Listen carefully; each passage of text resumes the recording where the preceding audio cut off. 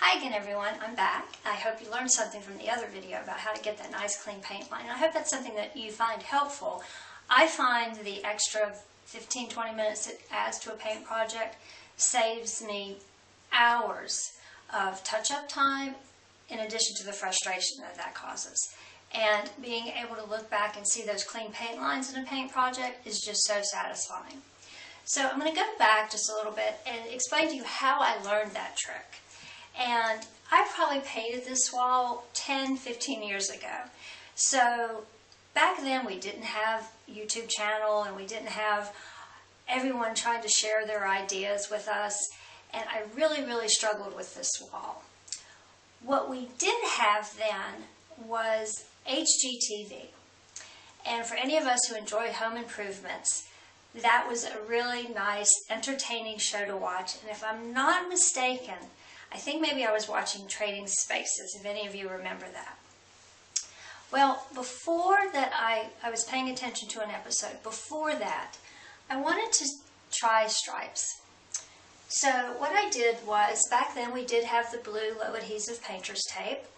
And, you know, that's all I need now, but I didn't know this trick. So when I was using it, I really struggled because what I did was, after I hung this straight line, and what you use is a plumb bob. You just use a weight and you hang a string, and that gives you this nice clean line. And then you take your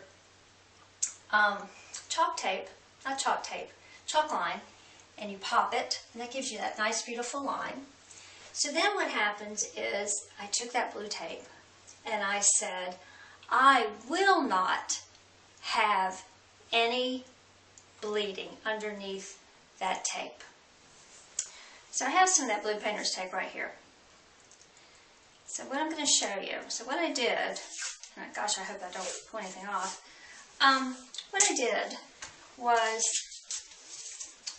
this is the original wall color for this wall. So I measured off where I wanted my stripes. I knew I was going to be painting right here. So what I did was I put the tape on that chalk line that I had measured down. And I said, I'm not going to have any bleeding. So I took my fingernail and I pressed on that edge just as hard as I could to not get bleeding. So then I went to paint this, and what happened was, when I went to pull this tape off, I actually pulled some of the sheetrock paper off with it. I had pressed so hard, and you know what? I even still had bleeding.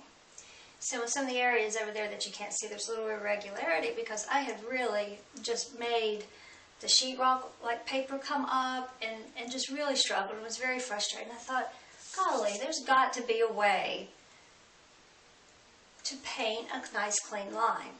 So this wall's been redone, and here was the trick.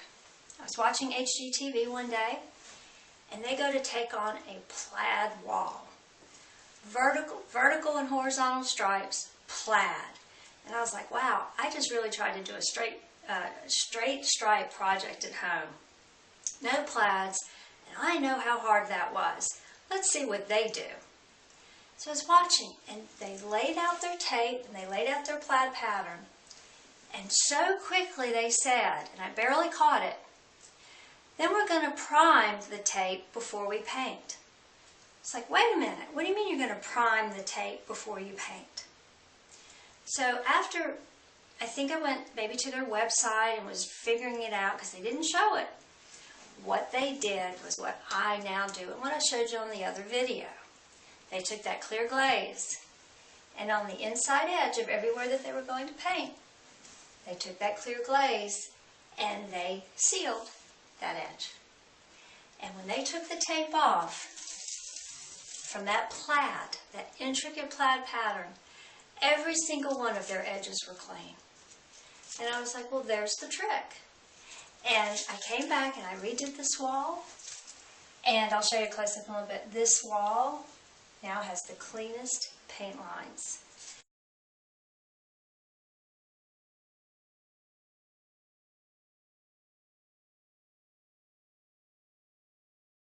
And that was when I started using that trick in every painting project I do. Because I do have, as you all probably do, the burgundies the hunter greens. My son wanted a brown wall. He has kind of a camo theme in his room, so he has a brown wall. And I use that technique along the trim, along the sidewalls, and along the ceiling. And I think I told you in the other video because it was just so helpful. I've mentioned it several times. When I did that clear glaze around all those adjoining surfaces and pulled that tape off, I touched up nothing. So again, low adhesive tape, put it on, whether trim or whatever, use your clear glaze, or if you have this paint color, you can use that. You seal that inside edge, and you will be so very happy. So I'm passing this tip along. Again, I don't really see any videos covering this tip on YouTube, so share, enjoy.